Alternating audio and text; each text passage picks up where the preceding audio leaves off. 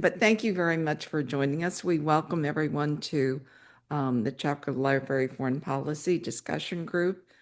We are in our 26th year of bringing wonderful speakers with great knowledge on world events and challenges to the U.S. We are nonpartisan. The views are those of our speakers.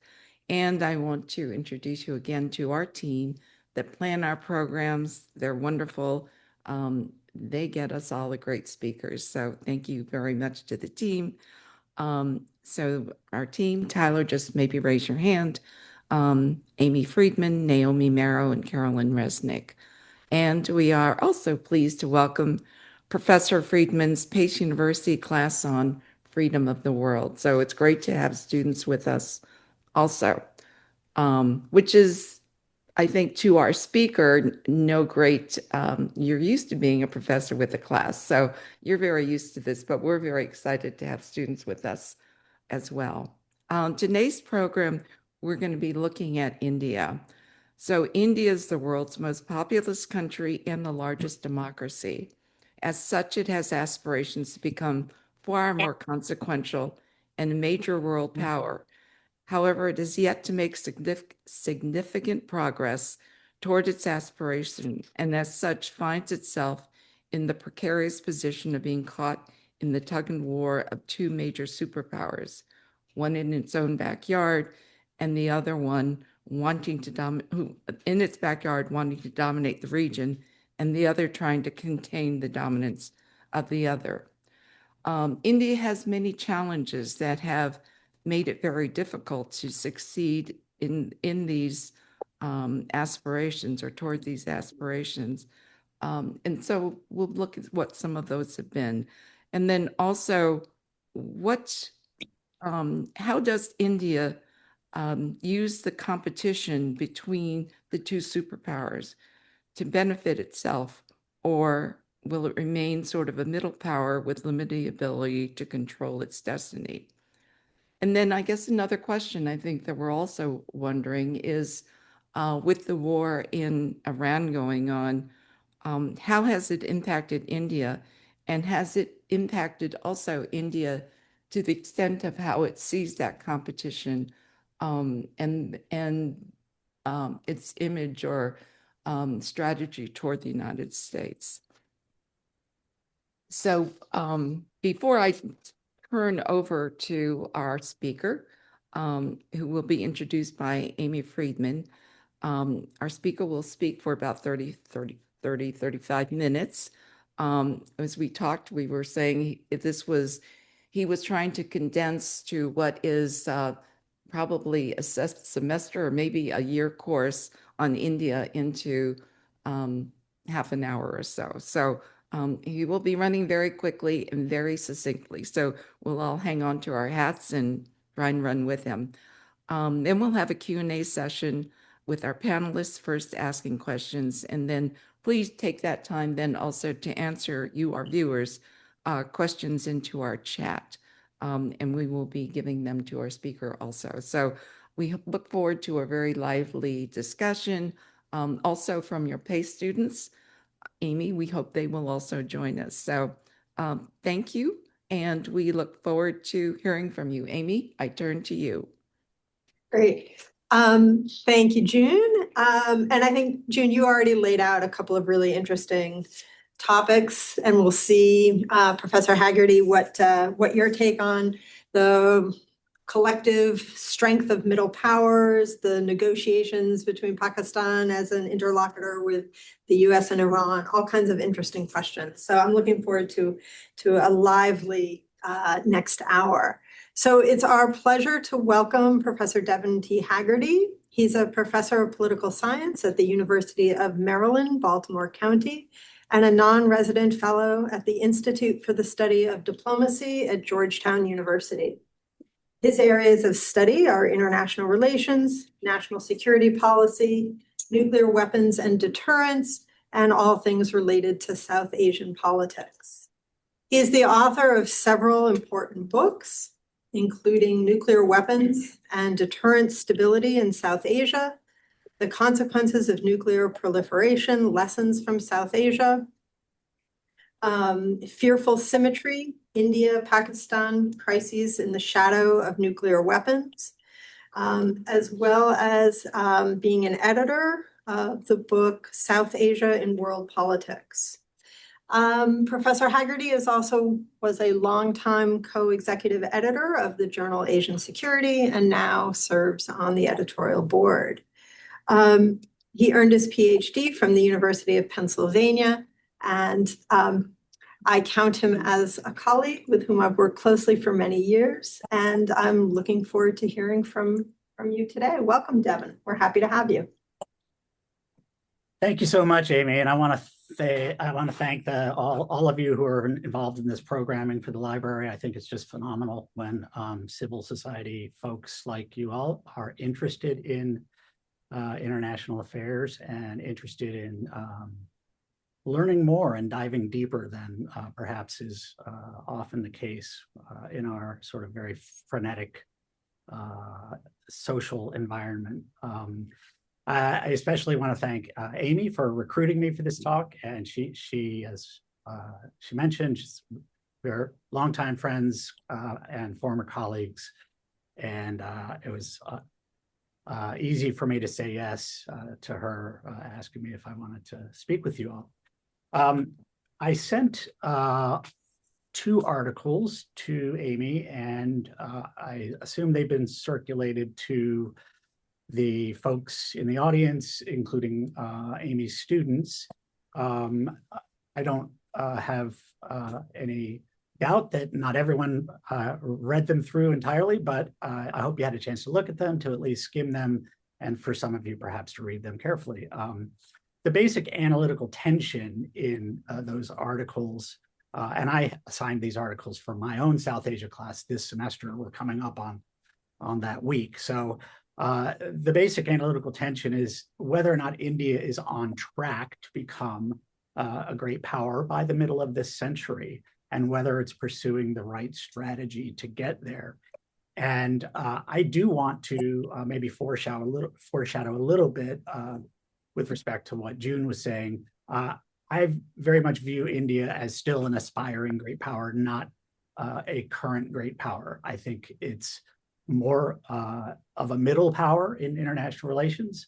I remember my first year in graduate school at Penn in 1989. There was a Time magazine cover story on India and its aspirations to become a great power. And I think it had an Indian space, a rocket taking off or something like that. And, here we are 35-ish years later, and India is still that aspiring great power. And that's not to say that it has failed in any way. It has actually lifted hundreds of millions of people out of poverty into the middle class. So in the absolute, India is doing very well. It's in the relative power terms that I think we need to really assess whether or not a country is a great power. And India, to me, is not there yet.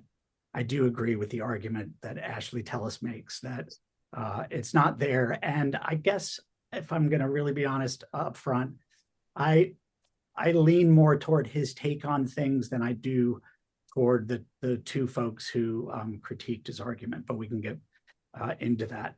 What I want to do is really provide a broad contextual sort of picture that situates those articles in a larger context, a sort of higher altitude look.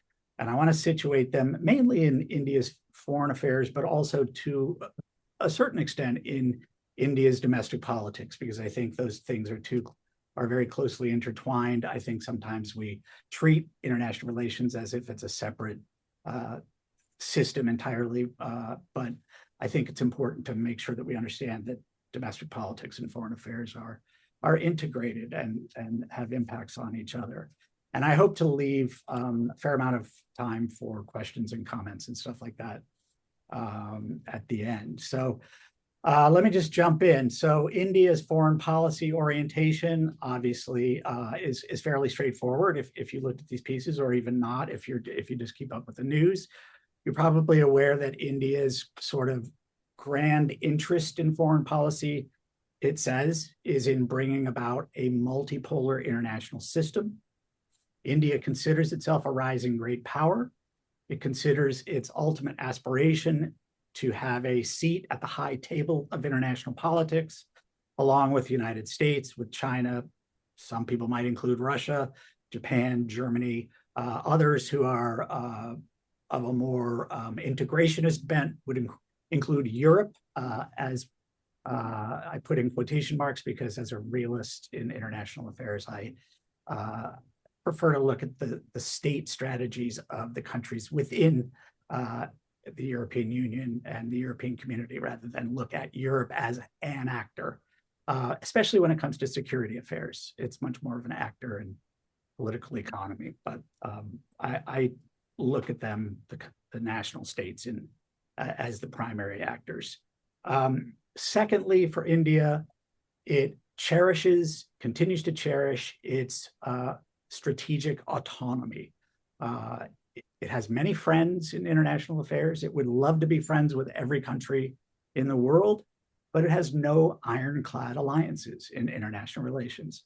And this is a legacy of India's non-alignment policy during the Cold War. It's a legacy of the post-colonial environment that India found itself in and very much a part of under the first independent Indian governments of Jawaharlal Nehru and continuing on till the end of the Cold War. India also self-identifies as the regional hegemon in South Asia itself. Basically, India's view is its interests should order the region, which it sometimes infuriatingly to the other countries in the region calls its neighborhood. That's something that really boils Pakistani and Bangladeshi scholars and diplomats. India is somewhat stymied by a couple of countries when it comes to trying to be the regional hegemon. One is Pakistan, of course, which, while it is not the middle power necessarily that India is in many areas of national security status, is a nuclear weapon state, and it is a roughly equal nuclear weapon state with respect to India. If you look at the fact that they both have nuclear triads, that they both have roughly 200 nuclear weapons, they have fairly similar degrees of capability and sophistication. And so Pakistan has managed to use its deterrence of India in the form of its nuclear weapons to achieve, I wouldn't say an asymmetry, but certainly something that brings them closer in overall power than their other capabilities would indicate. Pakistan acts in concert with China a lot of the time. China and Pakistan are very close. China is India's actual sort of aspirational peer, the country that India is forever chasing in international affairs in terms of status and power and influence. And the fact that Pakistan and China are in this combine that developed in the 1960s and continues today is a source of frustration and challenge for India. So let me get to the India-China relationship. Again, China being India's main aspirational peer. India has come a long way in the absolute, as I said. The Indian economy, though, today is only 20% the size of China's economy. Chinese are number 2 in the world in economic size by GDP, nominal GDP metrics. India is number 6, which again, in absolute terms is great, but it really, again, the quarter of the size of China's economy. Because while India's economic growth rates have been impressive, China's over the same period of time and even longer have been more impressive by a long shot. India's GDP growth rates today are actually higher than China's, and that is expected to continue. India's rates are 6-7%, China's 4-5%, if we're to believe IMF statistics. That those numbers will fluctuate, but India has, as you can tell from that 20% figure, India has a long way to go to catch China. One way to illustrate India's economic the gap between the sort of superpower, great power economies and India is to look at per capita GDP. Per capita GDP has China at about $15,000 a year, and that ranks only 75th in the world. But that is a long way from where China started in the late 1970s. India's per capita GDP is, and this surprises people a lot, is only $2,800 a year, and that ranks 149th in the world. If you want to just look at their peers in that measure, China's numbers are roughly the same as Malaysia or Argentina. India's numbers, frustratingly for Indian decision makers, are just below Bangladesh and Cambodia when we look at per capita GDP. So while in the net, there's been this lifting of a lot of people out of poverty, India still has a huge population, and 1.4 billion people recently passed China. And so if you look at the per capita numbers, you get a kind of sobering reminder that while India has pockets of affluence and pockets of sort of middle-class industrialization, largely built around the software industry, it also, in many parts of the country, is a very poor society. Economically, India remains far behind China in manufacturing and overall industrialization. Just to give you a proxy for that comparison, China today produces about 100 times the number of electric vehicles as India does. India's strengths are more in the area of services, especially involving IT, especially software. So where the United States and China are at the top of the heap internationally in terms of AI capabilities, India is right on their tails at number 3 or number 4, depending on which index you want to think about. It has to be said, though, India's economy still faces serious hurdles toward a faster, more sustained rate of growth over the next 25 years, if we're looking at mid-century as sort of a target for India. The economy is stymied in many respects by serious infrastructure problems, transportation problems, ports, airports, et cetera. It's far behind China. India has a severe case of energy undersupply, which still today results in not so much blackouts, but purposeful brownouts of energy, so that energy might be scheduled to go off for 4 or 5 or 6 hours in a day in the summertime, or some other brownout type of situation like that. The government bureaucracy is very sclerotic today in India. There's just a ton of red tape to cut through. And there remains a lingering ambivalence in India about free market economics. And so while India has some of the largest conglomerations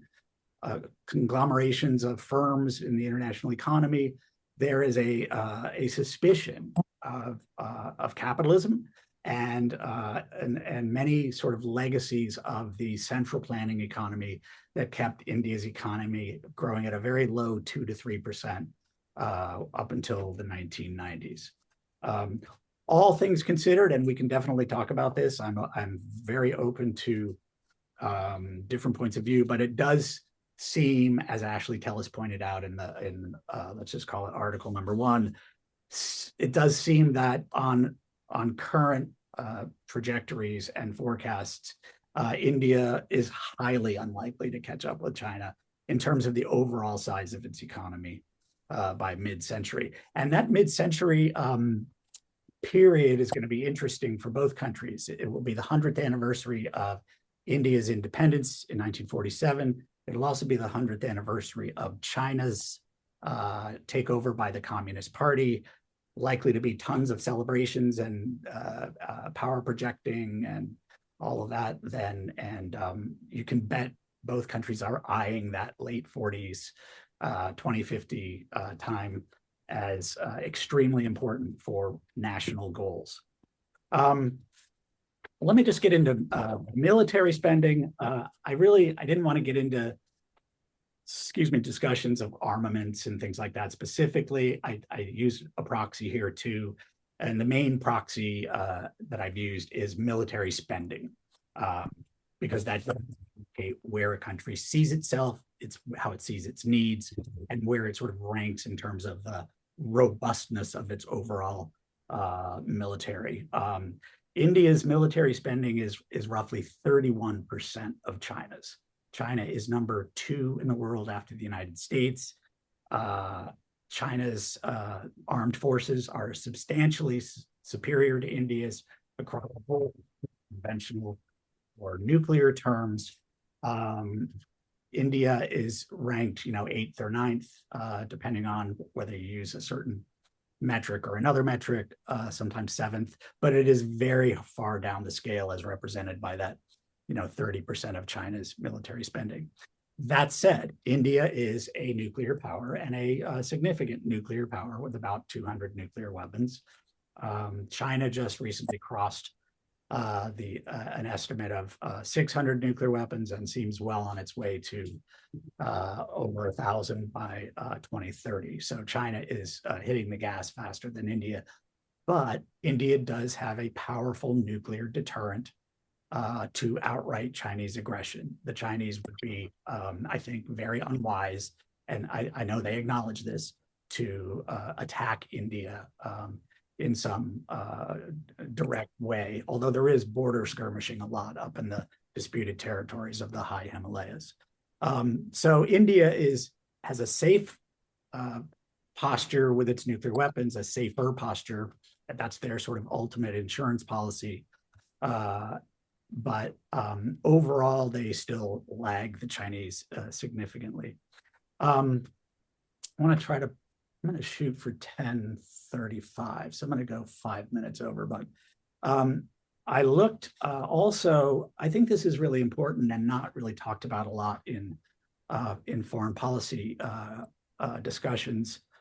I looked at what we might call sort of diplomatic and intelligence bandwidth, the capabilities that these countries apply to their foreign services and to their intelligence services, because that to me too is an indicator of kind of great power nests.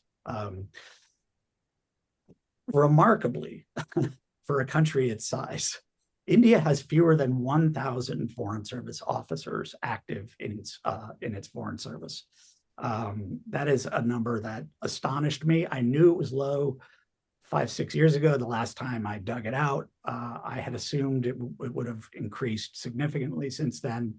It really hasn't. It's their aim is to have a foreign service of about 1,200, but they are stuck at about 1,000. And those 1,000 foreign service officers are running over 200 diplomatic posts around the world. The Chinese number is really hard to come up with. It's not reported directly. The Chinese are very opaque about their numbers, but I got some decent estimates and sort of, read the tea leaves a little bit. And my best ability to find out a broad ballpark number was somewhere between 7,000 and 8,000 active Chinese diplomats. And when I say diplomats, we're talking about the foreign services, not necessarily the clerical staffs and the local staffs that man a country's embassy and consulates overseas. Estimated intelligence services, the asymmetry is even more glaring. India has somewhere between 30 and 50,000 personnel in all of its intelligence services. It's very hard to parse between international and domestic, and there is a lot of bleed over. So between 30 and 50,000. China's estimated numbers are between 300 and 600,000 security or intelligence personnel. Now, obviously, China is much more of a national security state, and there's a lot more of a focus in China on domestic intelligence. But that is a 10 times, the number of India's estimated commitment to intelligence. So, I mean, I think it just gives us a sense of the magnitude of China's overall superiority in terms of numbers that, granted, are pretty blunt numbers and can be parsed and stuff like that, but I think are still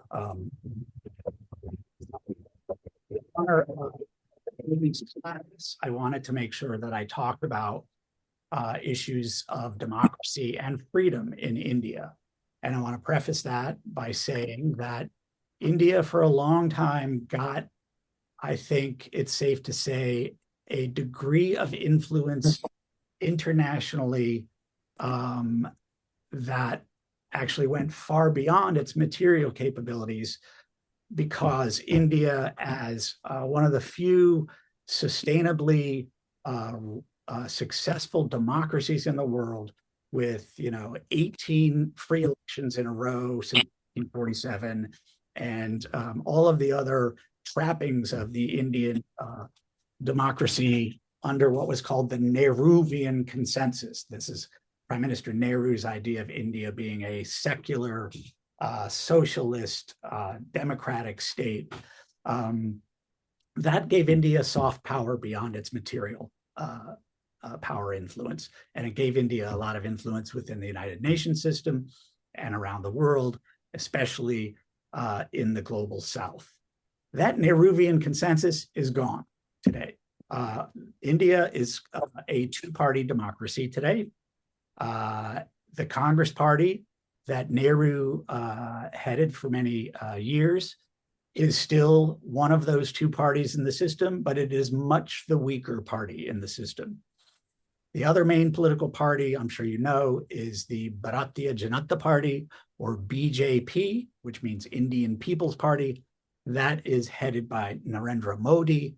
And the Modi regime today is basically a government whose ideology is Hindu nationalism. And we'll talk about that in a second. Not Hindu fundamentalism. Well, that's an important point. I hear people throwing around that term. That there's no fundamentalism in Hinduism. India has way too many scriptural sources, thousands and thousands and thousands, tens of thousands of pages of Indian scripture / mythology that do not have precise blueprints for guiding societies the way, for example, you see in Islam, where there is under Sharia and other parts of the Islamic scriptural world, really strongly defined guidelines for organizing politics and society. No such thing in Hinduism. What we can say, if I plan to stick to my 1035, is that India has become increasingly repressive under Narendra Modi's rule since 2014. He's been elected 3 times, 2014, 2019, and 2024. And Freedom House, a ranker of countries of the world by the freedoms they allow their people, moved India from free to partly free in 2021, and that's where India remains today. Other indexes around the world have taken to calling India an electoral autocracy as opposed to an electoral democracy. That is not company that Nehru would have been very happy being a part of. We see to a really, really depressing degree media censorship in India. We see harassment of journalists and NGOs. We see the use of the state institutions to target political opponents and to dominate and manipulate electoral mechanisms. We see meddling in the judicial system. We see the manipulation by the federal government of the state governments in India. We see a lot of bad signs in terms of India's democracy. I obviously don't need to point out for this group of people that in our country today, we are facing a lot of those problems too, but that's a different speaker and a different event. Most importantly, in the category of repression, I would say, is that Modi has pursued a hardcore, extraordinarily repressive stance in the Indian part of Kashmir, part of disputed Kashmir that India controls. Pakistan controls another part of Kashmir. China has a little bit of what was formerly the state of Jammu and Kashmir. Modi flat out revoked a special article in the Indian Constitution, Article 370, that going all the way back to the Indian Constitution, writers in the late 40s and 1950 had provided a special status for Kashmir, had provided Kashmir with self-governing autonomy, effectively a high degree of sovereignty for the people of Kashmir to run their own affairs. Previous governments, including Congress Party governments, not under Nehru, but successors of Nehru's, including his daughter Indira Gandhi, meddled plenty in Kashmiri politics to make sure that the state government there would reflect the interests of the Congress Party. However, revoking the special autonomous status of Kashmir is basically saying you have no control over your own affairs. There is a state assembly still in Kashmir. It is a puppet of the Indian government.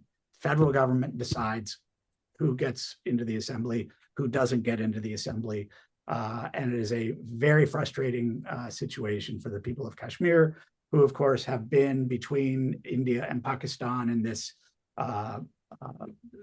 what people sometimes metaphorically call the sort of the big elephants stomping on this substantial state of Jammu and Kashmir.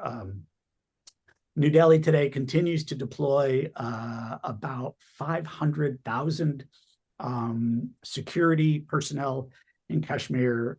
This is the Indian Army, Indian paramilitary forces, and some local sort of militia type forces, including police in various parts of Kashmir.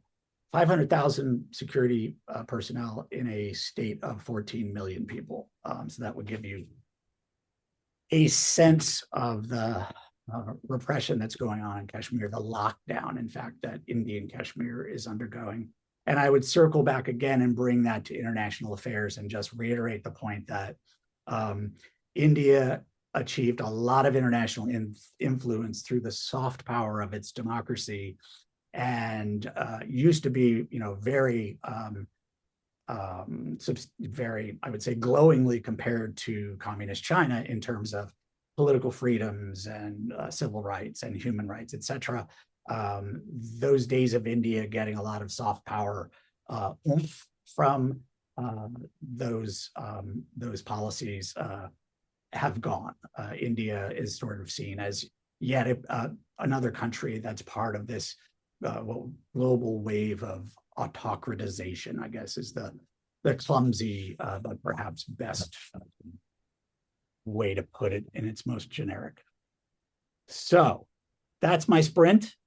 And I hope I covered some stuff that gave you at least some grist for questions, and those might involve the readings. They might involve things that I said. They might, whatever you would like to talk about. And I'd be happy to answer questions and engage. I look forward to it. Great. Thank you, Devin. That's terrific. I was trying to see if I could change the angle of the camera, but I think I'm not going to worry about it because I'm not the important actor here.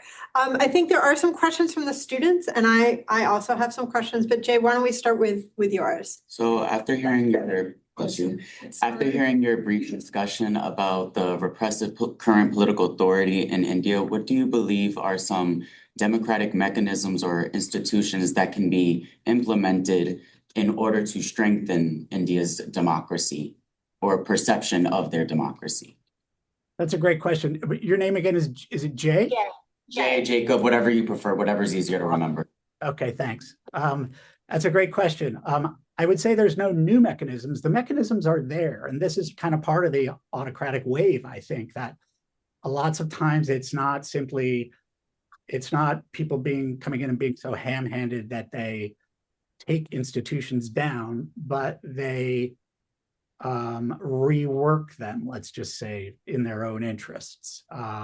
So, you have a situation in India today where, the press is free. The Indian media is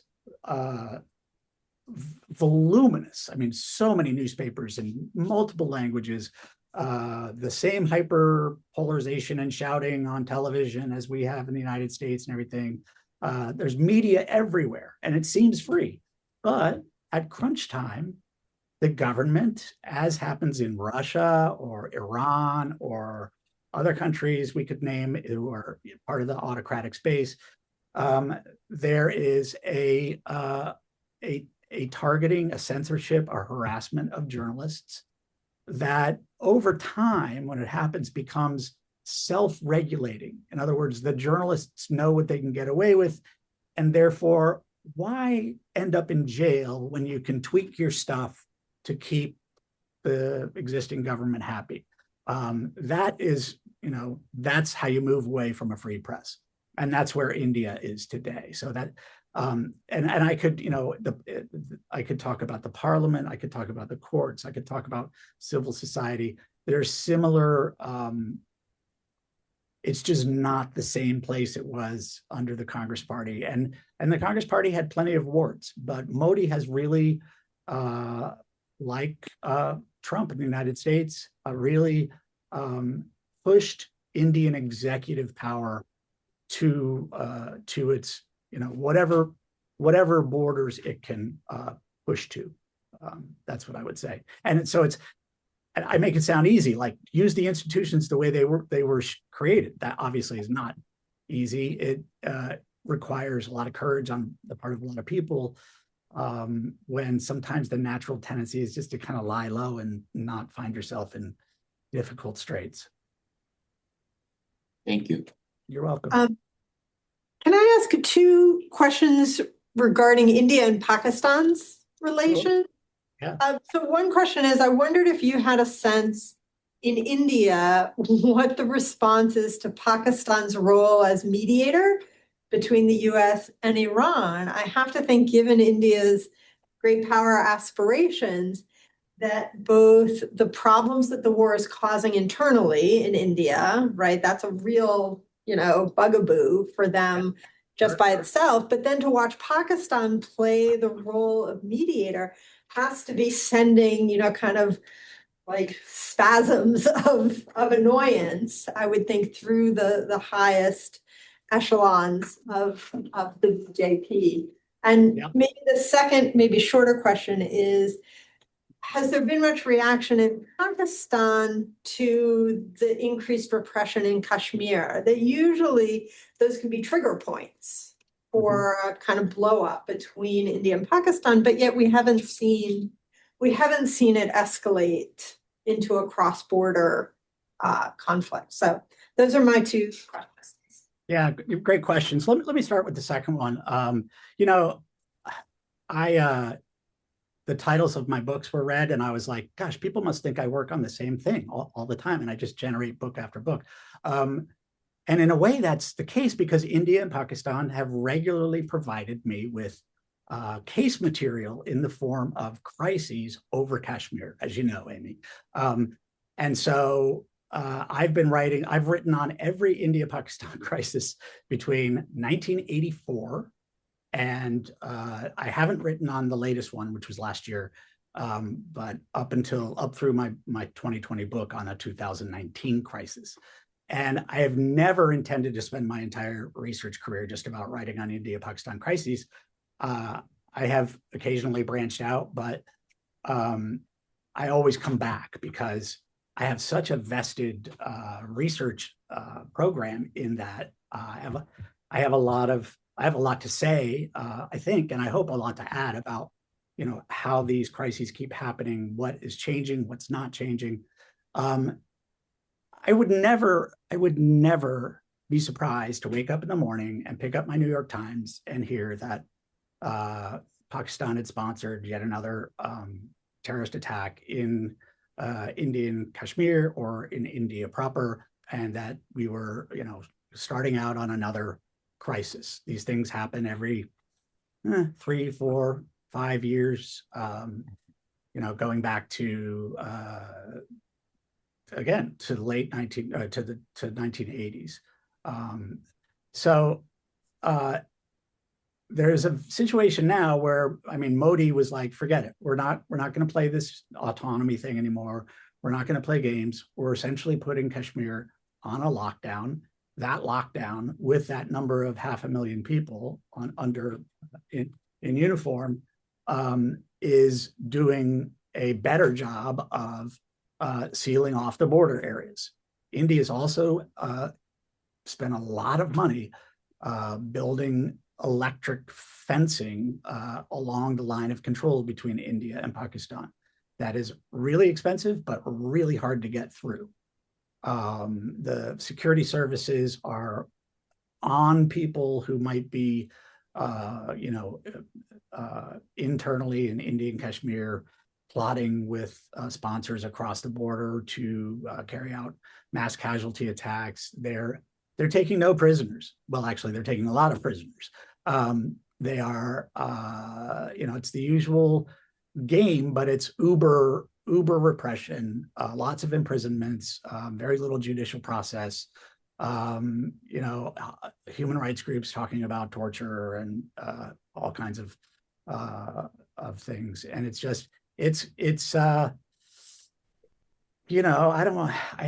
I'm very careful to make cross-regional comparisons, but I'm not even going to do it. India is on high alert in Kashmir all the time now. Is that to say that there could be no more mass casualty attacks? No, not at all. It is to say that the Indians are doing just about everything that it's humanly possible to do, and still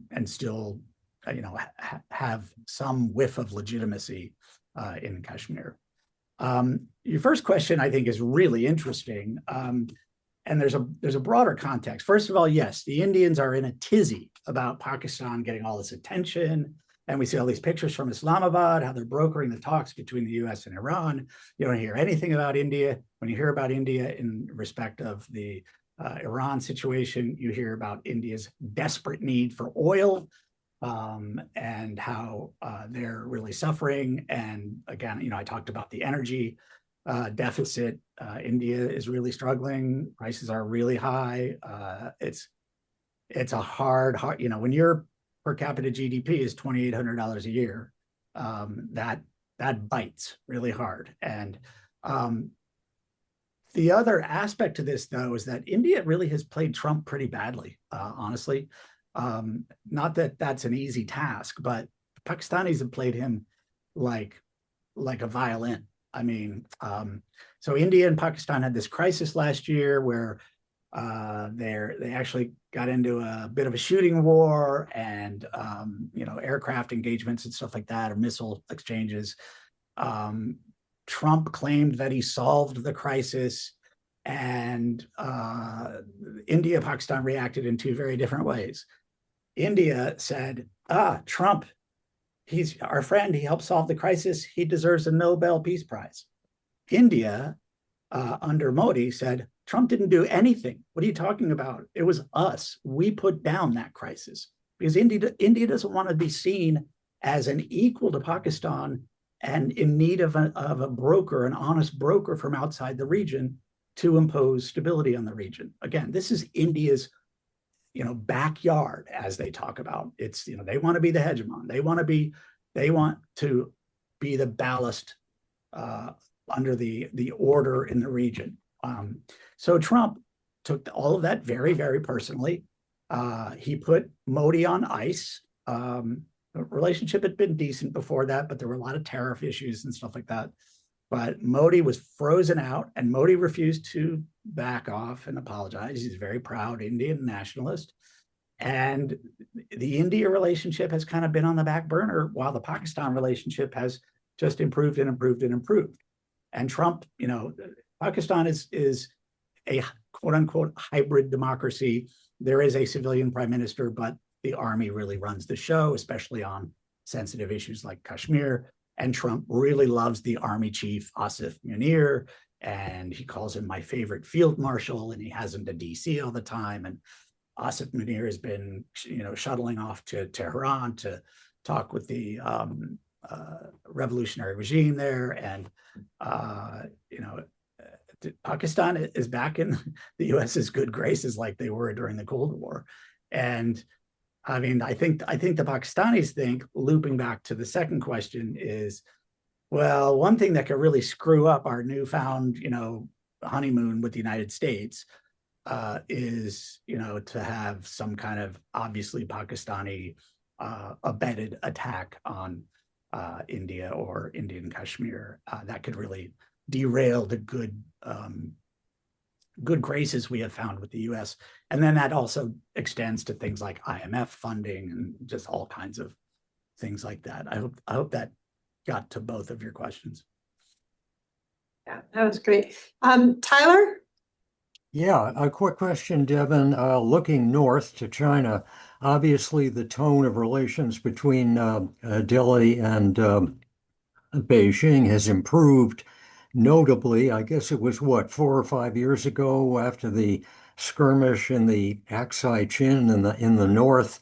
It looked like things were very abrasive, but I gather that over time, even though I gather the Chinese actually did build a kind of a facility there in that area to indicate that, hey, we do what we want to do when there's an issue on the border. But in any case, I guess the two have come closer now, but I gather that that India is imposing sizable tariffs on Chinese imports that kind of dilute the improvement in relations, but that overall things are better. Is that a fair assessment? I would say overall things are certainly better than they were when there was literally hand-to-hand combat going on in the border regions between the two countries. Yeah.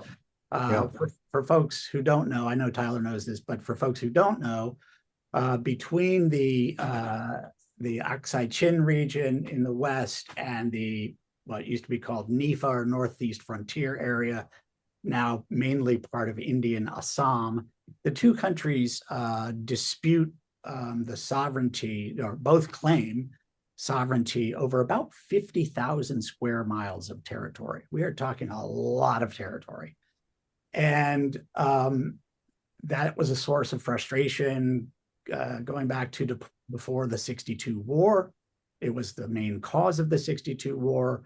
It has been an ongoing point of concern for both countries. China thought it made a great offer under Zhou Enlai way back, saying, hey, we'll take the smaller area, Aksai Chin, because it's really important for us. It's how we get our road logistical supplies from Tibet to Xinjiang and vice versa. You all can have Assam, NIFA. We don't want that territory. We don't really care about it. The Indians turned it down on sort of principled terms. There have been skirmishes, and they were really bad in 2000, I want to say 19, 20, 21. Again, hand-to-hand combat on the border.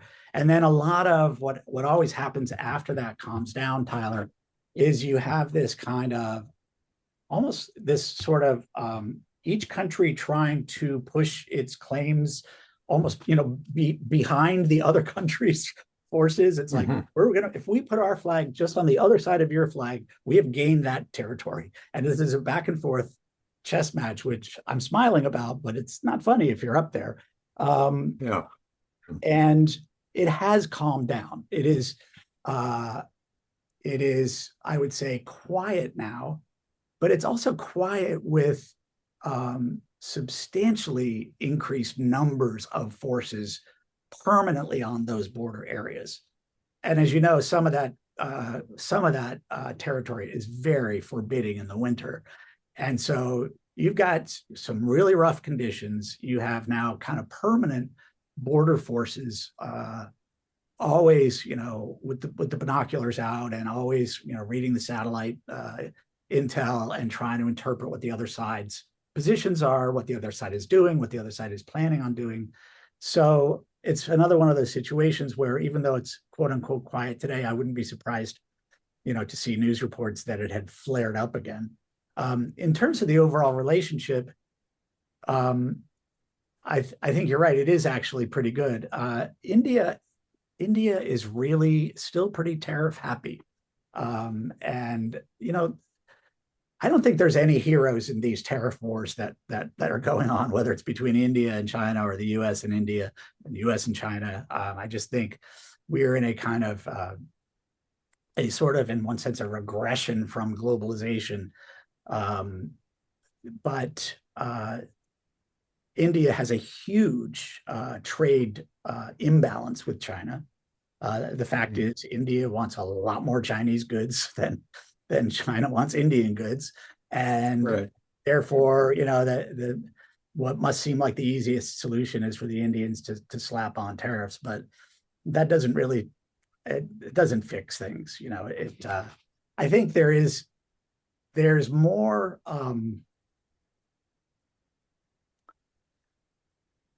I think Xi Jinping plays Trump a lot better than Modi has. I think he keeps his powder dry. He doesn't get in spats. He stays very calm. He plays the long game.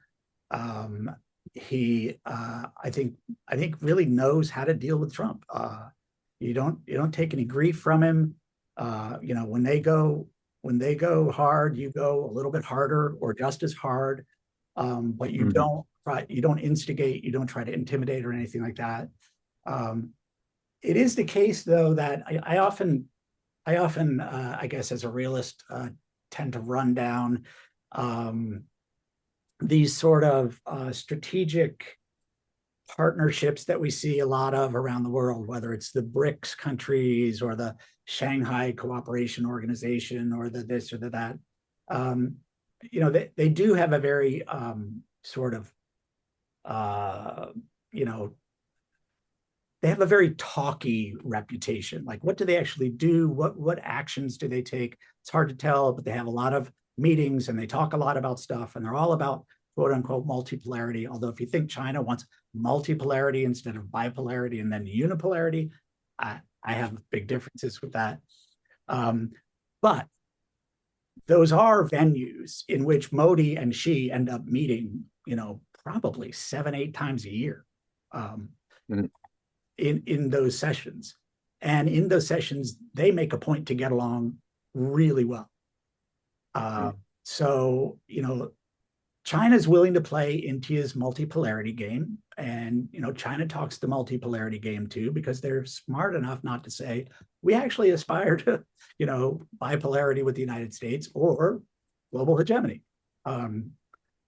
China, 15 years ago, China was talking about the peaceful rise, so China, again, they play the long game. And I don't feel like there's personal animosity at all between Xi Jinping and Modi. And you don't see digs at each other, and you don't see their diplomats across big tables sort of snarling at each other like you do with the US and Chinese diplomats. And so that's what I would say. Yeah. And also, I don't have the stats right in front of me, but the economic relationship between India and China in toto is massive. I mean, it's very big, as you know, I'm sure. Thank you. Naomi. Oh, I'm not supposed to pick people. Sorry.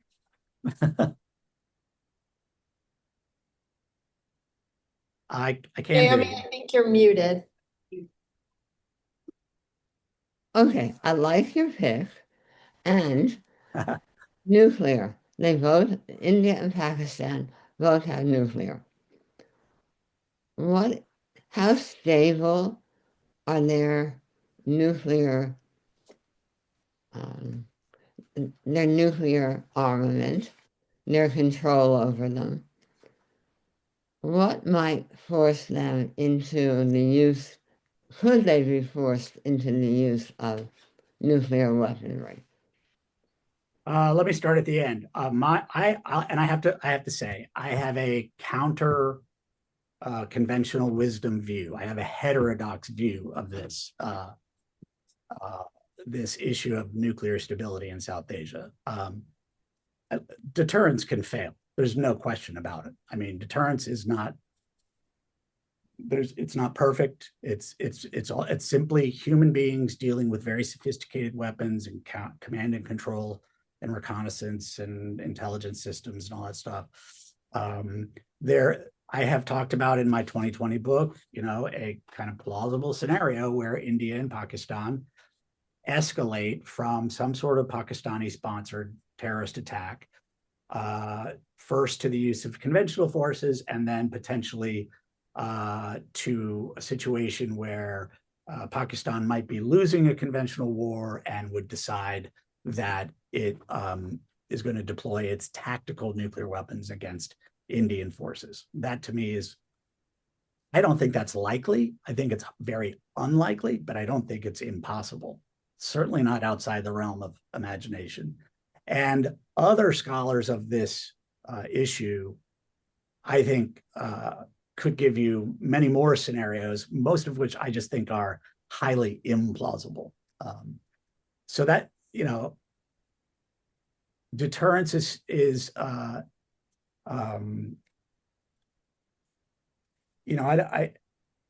think we have to look at deterrence as not, is it stable? Is it unstable? Because I don't think it's a binary. I think we could look at any nuclear dyad in the world and say, all right, from 0 chance of a nuclear war to 100% chance of nuclear war, where are these countries along that spectrum? I don't think they're very far along it, but I wouldn't put them at 0. I'm pretty sanguine about their command and control of their nuclear capabilities these days. There were so many reports in the 2010s about Pakistan and nuclear weapons and their irresponsible caretakers of these weapons and all that stuff. I don't see that. Pakistan, those are the crown jewels for Pakistan. Those are Pakistan's insurance against aggression by India, or perhaps even being put out of business by India. Remember, the Bangladesh War of 1971 hived off about 40% of Pakistani territory and more than half of its population. Pakistan's nuclear weapons are a direct response to that outcome. And they have every interest in protecting those weapons. They know more than anyone else the terrorist situation in their own country. The Pakistani intelligence services know what the dangers are. Their military facilities get attacked a lot by terrorists. Military schools get attacked by terrorists in Pakistan. But nuclear weapon sites are a different story entirely. They are very locked down. The US has quietly provided a lot of assistance in terms of nuclear security arrangements. I don't, the one area that a lot of people talking about Pakistan's nuclear capabilities being sort of subject to diversion or theft or whatever is that Pakistan's tactical nuclear weapons are mobile. In other words, they have these 4 short-range missiles that are literally loaded on launchers on the back of a truck, and they drive around and they hide and they play deception and and a lot of people think, oh my gosh, that's just nuts. They're out there, they're on roads, they're doing this, they're doing that. And I'm not crazy about it. I mean, I'd rather not have them roaming around like that, but they feel like that's the way they can sort of to keep the Indians off balance so they don't know where their nuclear weapons forces are, because the Indians might want to take those out someday in a conflict. So is that dangerous? I don't have any clearances, so I can't. I can tell you about 35 years of open source writing on this. They are not irresponsible, right? I mean, the Pakistan Army has been shown to be incompetent at times. Their intelligence has been shown to be bad at times. But they know some survey came out recently saying that Pakistan, again, for like the 5th year in a row, is the country that is the number one victim of terrorism in the entire world. And their security services are so on that, that includes the security of their nuclear weapons. So I don't want to sound Pollyannish. I hope that doesn't sound like that, but neither side's weapons, I should point out, I want to be careful to explain this. Neither side's weapons in normal times, like today, April 20th, are fully integrated and operational. So the nuclear warheads are stored separate from the launchers. And in at least the Indian case, I'm not quite sure about the Pakistani case. In the Indian case, the warheads are even the fissile material, the enriched uranium or plutonium in the warheads, is taken out of the warheads during a time of peace, and they are stored separately. So it takes a process. There's a time buffer process to putting all those things together and using the weapons, which in turn serves as a hedge against sub-state actors who might try to acquire those weapons and use them. So I appreciate the question. I have to reiterate though, if you asked somebody else, somebody like Scott Sagan at Stanford, or Paul Kapoor, who's a very senior assistant secretary of state now, who've written a lot on these issues, they would say, I don't know, we're a little bit less sanguine about those issues. And in Paul's case, he has the clearances to know the answers, but not be able to tell you. Devin, there was a quick question in the chat. Can Kashmiris leave Kashmir? Can they go into India proper? Yes. Okay. They can. Yeah, So they are Indian. They are Indian citizens. Yeah. Yeah, sorry, June, go ahead. Yes, can I take you back to your comments on sort of their policy of non-alignment, and whether you are the view they should or they shouldn't, or can they stay neutral, and is that to their benefit? And then I guess the other question is, in looking at what is happening, do they trust the United States? So I think there's been a lot of questions about the U.S.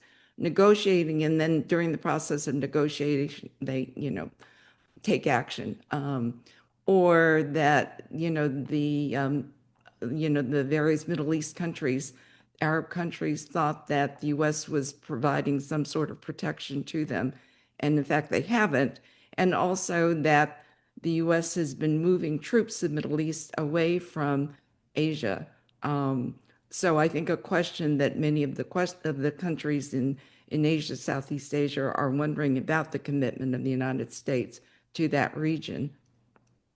Yeah, I mean, so this kind of gets us into the main journal article where Ashley Tellis is making this argument that India wants multipolarity, but they're not going to get it on their own. They're going to have to align. Multipolarity does not mean no alliances. I mean, the world was multipolar before World War II, and there were alliances everywhere. and he makes the case that India is never going to be able to contain China without the United States, or without more actual security alliances. And I agree with that. I think India spreads itself very thinly. Those 1,000 or fewer diplomats are part of so many of these, international multilateral fora and these strategic partnerships and all this stuff. And their claim, which was also made by Ambassador Rao in one of the commentaries in the second article, she talked about India having a liminal approach to alliances, which I had to look up. And basically it was saying, well, this is a point of transition in international affairs, and therefore India is astute to be sort of, biding its time, not joining any. The problem is that doesn't compound your power. That doesn't give you more power and more friends who are going to come to your assistance. India tried that during the Cold War. It didn't work very well, because if it did, they would not have been buddy-buddy with the Russians for the last 20 years of the Cold War in what was effectively an alliance relationship where they picked. They were a non-aligned country that was tilting hard toward the Russians. Now they talk about strategic autonomy, but they're not going to be a multipolar great power if they don't have alliances that can, again, I use the word compound their power. They make a big point about being a kind of moral and institutional leader. That's why they're involved in all these cooperative endeavors and stuff. Yet when push comes to shove, the Indians act pretty pragmatically. Like, talk about Ukraine. When the United States was going around the world trying to get countries to, not buy oil from Russia as it was bludgeoning Ukraine, India was like, forget it. This is important to us. We have an energy deficit of huge proportions. The Russians are cutting us a deal to sell us oil more cheaply. We can't afford not to do that. Well, so then you're essentially sitting on the fence as concerns the Russia-Ukraine war. And from Ukraine's perspective, worse than sitting on the fence, you're sitting on the Russian side. So there has been this problem, I think, historically of a bit of Indian moralism that comes into play. And I can see them being even a high middle power into perpetuity. But I very much believe we're in a bipolar world right now. I believe we're in a US-China bipolar world, far and away the two strongest countries in the world, far away the most important bilateral relationship in the world. Russia sometimes is called a superpower. Russia has an economy 1/18 the size of the United States. So, India wants to be friends with Russia, friends with China, friends with the US, friends with this, friends with that. But that also means when push comes to shove in difficult situations, you're just trying to please everyone, but that's not necessarily influence as much as it's just kind of fickleness, or I don't know, you're wrapping it in this principled sort of packaging. But I know the Indian analysts who I respect the most, whether it's Indian American, I should say, Ashley Tellis, or my favorite Indian analysts, when it comes to especially security affairs, all think that India needs to be all in with the United States. There have been, starting with late Clinton, into second Bush, into Obama, into Trump, into Biden, there have been really strenuous efforts by the United States to bring India into a real strategic partnership, to provide India with the types of hard power they need to be an actual great power in an actual multipolar system. And the Indians have always been very kind of very tenuous and very, we don't want to commit to anything. And, and now you have you have an army-ruled autocracy of sorts, electoral autocracy in Pakistan, and that's who Trump is going to deal with. I don't know if that will continue, but it was the case as well during the Cold War. So this is not, this is not a brand new situation for the Indians. It's got to be frustrating, but they seem to think that what they consider to be the moral high ground is the place to be. I should also point out, in the two pieces, short, critiques that questioned Ashley Tellis's argument, one of them was by a former foreign secretary and ambassador to the US, et cetera. So it was kind of a very Indian government perspective.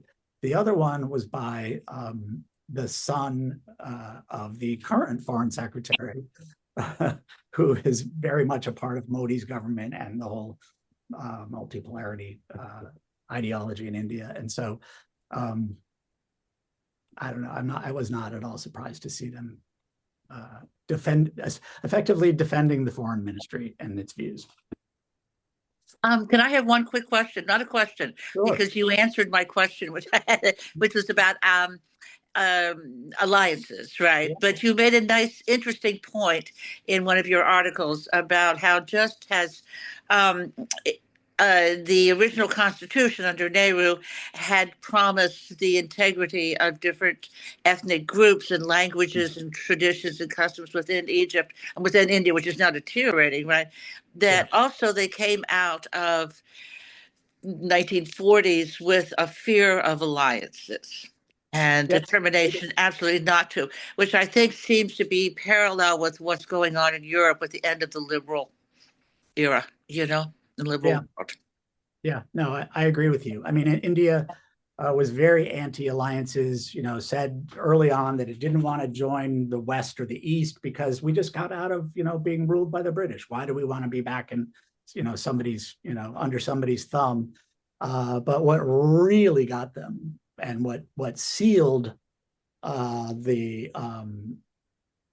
sealed in concrete the divide over Kashmir was that the United States and Pakistan created a military alliance in 1954, a Cold War anti-Soviet alliance that the Pakistanis, of course, used to build up their armed forces to become more even with India. And Nehru went crazy, and he basically said, "This is the Cold War injecting itself into our region, and it's enabling Pakistan to punch above its weight and cause trouble. And this is our region. We don't want any part of this, et cetera, et cetera." And that's been a really, really lasting view in India. They don't call it non-alignment anymore. They call it strategic autonomy, but essentially it is the same thing. It is like you're not choosing.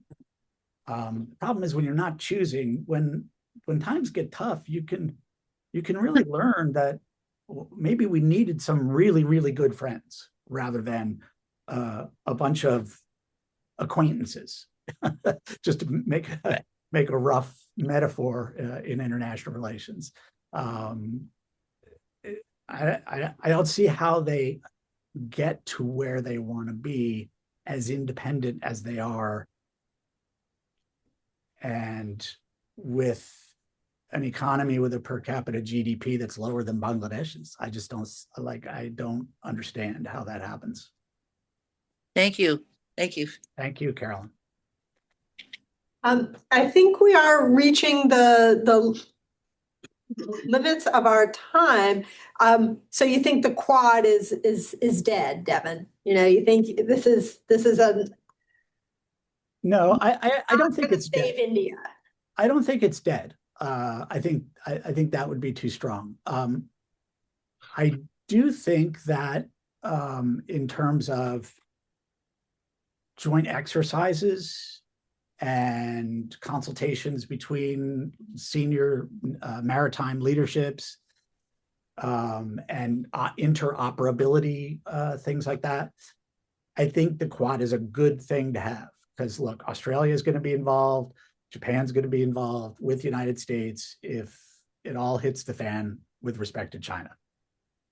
the question mark of the Quad is India, and it is a big question mark because India to this day remains very choosy about what kinds of commitments it wants to make to the Quad. You know, they parse different exercises and they say, oh, we'll be involved in this part, but we don't want to do that part because that looks too aggressive. And they're very, you know, they can be frustrating to their partners in the Quad. And I get that. Like they just they're as the son of a diplomat who served in New Delhi for 3 years and served in Islamabad for 4 years and served in Sri Lanka for 3 years, I can tell you that in my household, the view was that the single most frustrating diplomats to talk to were the Indians because they would always be on the moral, you know, the moral high ground, and they would always be extremely fickle about what they would choose to get involved in for fear of offending the other side. But I don't know, you know, Amy, I'm a realist, so and so is Ashley. So yeah. I thought, you know, his writing is terrific. He makes a great argument. I mean, I found some holes in it, but I did not. I like some of the things that his critics were pointing out, like as like him missing the boat, like, you know, so India's, you know, one of them talked about India playing this great role in the global South today by getting the African Union into the, what do they call it now? You know, it's escaping me, you know, there were 7, there were 8, then there were 7 again. Now there's 23 apparently in one configuration. You know what I'm talking about. So they got the African Union into that. Meanwhile, the Chinese, what are they doing? They're colonizing Africa, in other words, with the Belt and Road program and all of their investments in Africa. And they don't care what kind of government you have. So, you know, Yeah. like that's not a power thing. If you're talking about multipolarity, you're talking about power. That's not, I mean, really? Yeah. So anyway. Yeah. This is great. A tour de force. June, do you have some last closing thoughts? Yes, well, thoughts? Devin, thank you so much. I think, you know, just a lot of insight. I think, you know, confirmation, maybe understanding things better Thank about what's going on in India. I guess wondering whether at some point India will sort of pick a side or jump in. And I guess time will see, you know. I think we And I don't mean to interrupt you, but I wouldn't be, you know, right now, how if you're thinking about an actual alliance with America, who would trust America? Right well, now? that was my question Yeah, earlier, sorry. right? Like, you know, so it's almost like they're damned if they do and damned if they don't right now, at least. You know, maybe that will be different in 5 years. We'll certainly have an interesting election in 28. And I don't know. If it's Rubio versus Vance, the Indians should be rooting for Rubio, I think, because Vance is going to be, I think, closer to being more of the same. Whereas now everybody's talking about Rubio being the more like the traditional moderate Republican. I'm like, Well, I guess we've moved a little one way or the other, but yeah. anyway. Anyhow, So another talk for another time. and believe me, we're going to be calling on you. Yeah. But thank you very much. You're very welcome. I had a lot of fun. No, we certainly enjoyed this too. And it's one of the advantages of being able to sort of banter with you too. Our last program of before the fall will be on Monday, May 4th, and we're going to go back to the Middle East. We'll be looking at the evolving leadership in the region, especially in light of the impact of the war in Iran. We'll be joined by Daniel C. Kurtzer. He's a professor of practice in international relations, and this Daniel Abraham Professor of Middle East Policy Studies at Princeton University School of Public and International Affairs. During his 29 career in the U.S. Foreign Service, he was ambassador to Israel and also U.S. Ambassador to Egypt. So another person who has very hands-on background in his expertise. So we will certainly be looking forward to hearing him. And again, thank you. Yes, you see, we have wonderful speakers, and we enjoy. I'm glad to be going before Dan rather than after him, because he's a powerhouse. So I also want to say, we forgot to say that all our programs are